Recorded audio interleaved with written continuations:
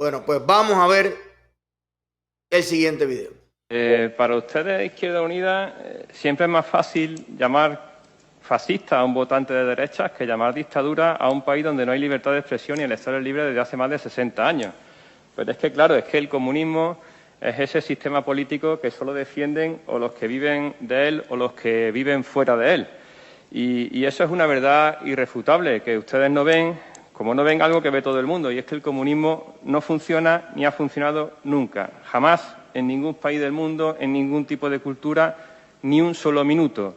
No hay ningún país del mundo en el que el comunismo haya funcionado y haya estado sometido bajo un régimen comunista sin provocar miseria, sin provocar hambre. No hay ningún país del mundo que pueda decir, sí, hemos tenido comunistas durante un régimen comunista durante 50 años y, bueno, los primeros 2 estuvo bien. No, ninguno, desde el primer minuto. Y pueden ustedes cambiarle el nombre a su partido, por supuesto, las veces que quieran. Pueden llamarlo Partido Comunista, pueden llamarlo Izquierda Unida, pueden volverlo a llamar de nuevo Unidas Podemos, pueden enterrar a Marx y abrazar a Gramsci, lo que ustedes quieran, pero en cuanto se rasca un poquito sale ese viejo y rancio comunismo de siempre que solo provoca hambre y miseria. En cuanto al bloqueo, miren ustedes, Cuba tiene relaciones comerciales con más de 99 países en todo el mundo. La mitad de sus exportaciones van a la Unión Europea.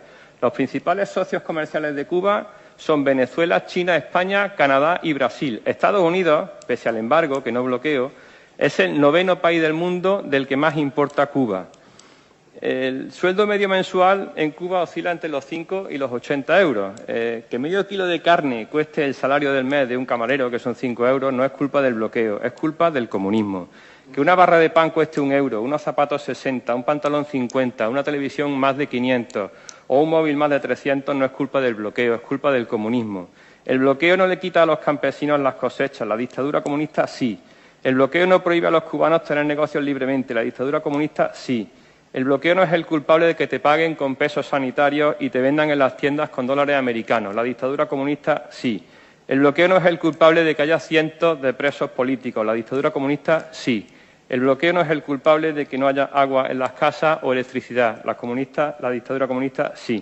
La rebelión de estos días del pueblo cubano no es contra un bloqueo, es contra una dictadura comunista que durante 60 años les ha obligado a vivir en la miseria y sin derecho a protestar. Nada más, muchas gracias.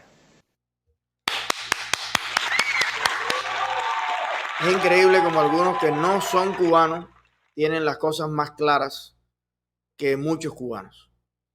De verdad que hay que ver como una persona que ha visto lo que ha pasado en Cuba, aunque sea con el Atlántico por el medio, lo tenga tan claro, y que el que ha sufrido el comunismo en carne propia siga 63 años después diciendo que viva la revolución, que yo soy Fidel, que yo soy como Candela y que yo soy Cago Ceniza.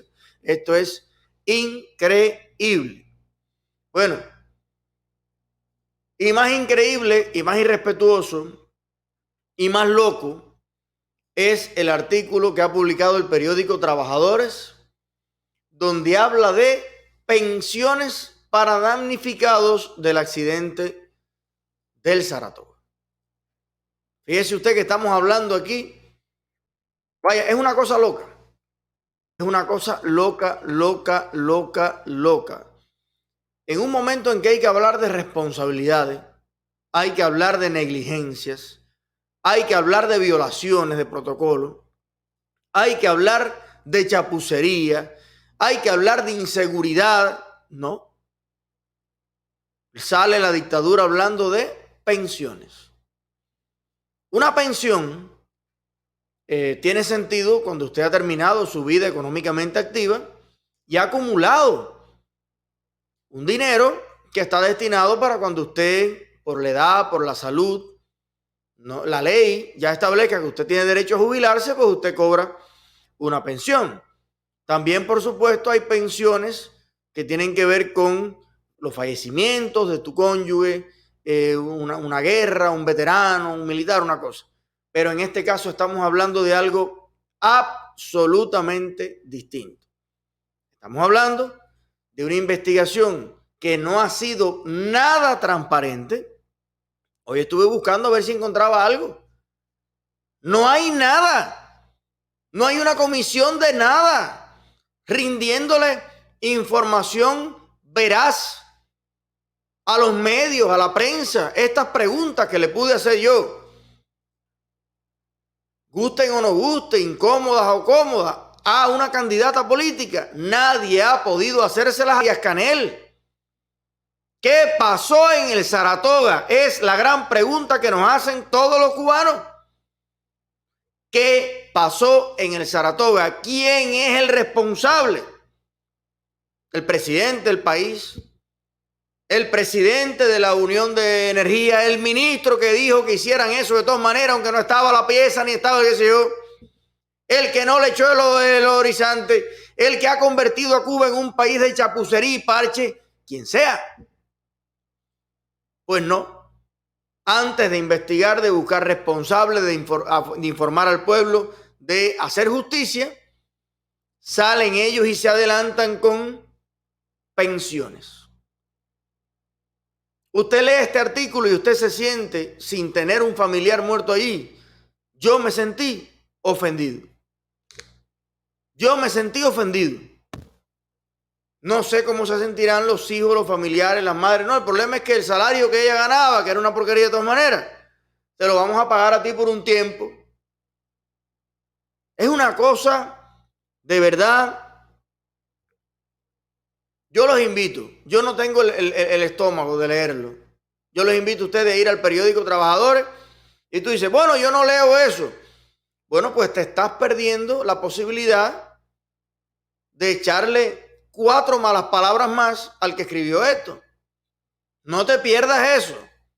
Oye, uno tiene a veces que darle al espíritu estas cosas también, que te van a reafirmar y ampliar la convicción profunda de que el problema de los cubanos está en Cuba y se llama Partido Comunista de Cuba. Esta gran falta de respeto que han escrito ellos allí. Claro, en cualquier parte del mundo allá estuvieran todos los familiares de las personas víctimas de esta negligencia en el Saratoga, bueno, ya estuviera movimiento por las víctimas del Saratoga, como por Floyd, que fue víctima de otra irresponsabilidad y otra negligencia y otro abuso. Entonces, bueno, si hay un abusador en los Estados Unidos, óigame, ¿qué cantidad de cosas para hacer? Bueno, pero si el abuso ocurre en Cuba y en vez de una víctima tiene 40 y pico, casi 50, pues ya, una nota oficial en el artículo de estos trabajadores, les vamos a dar unas pensiones, una cosa, y murió la flor. Es increíble. De verdad, hay quien diría que los comunistas tienen suerte. ¿Cómo es posible que hay gobiernos en el mundo que sucede una tragedia y muere 1 o 2 personas y tienen que renunciar? Aquello es tan grande lo que se forma que no pueden seguir. Y en Cuba se cae un avión lleno de gente. Se le caen los balcones arriba a los niños. En la autopista es una masacre lo que sucede anualmente, la cantidad de gente que entre las reliquias aquellas de los carros, aquellos que no tienen un cinturón, que no tienen una bolsa, no tienen nada, la cantidad de gente que muere en el mar, la cantidad de gente que muere óyeme, aquello es muerte por arriba, muerte por abajo, muerte por todos lados. Y ahí están, ¿eh? Ahí están los dictadores, sin ton ni son, y no hay presión por ningún lado. ¿Dónde se dice? Aquí. Aquí a las 2 de la tarde. Ahorita a las 5 en el programa de Otaola. Pero ¿dónde se dice en La Habana? ¿Qué fue donde ocurrió el problema? ¿Dónde se dice en Cuba? ¿Dónde se dice en los organismos internacionales? No sé. No sé. Pero yo vuelvo y repito. El mundo sigue los ejemplos de las víctimas. O sea, nadie va a hacer una campaña, una cosa, va a dedicar tiempo, que la propia víctima no la esté haciendo. Como mismo están todos los familiares de los presos del 11 de julio. Lo podemos decir en todas partes. Pero cuánta fortaleza, unidad, presencia, constancia tiene en la realidad cubana dentro de Cuba el movimiento de familiares de los presos políticos del 11 de julio. Vimos la resistencia tremenda durante meses.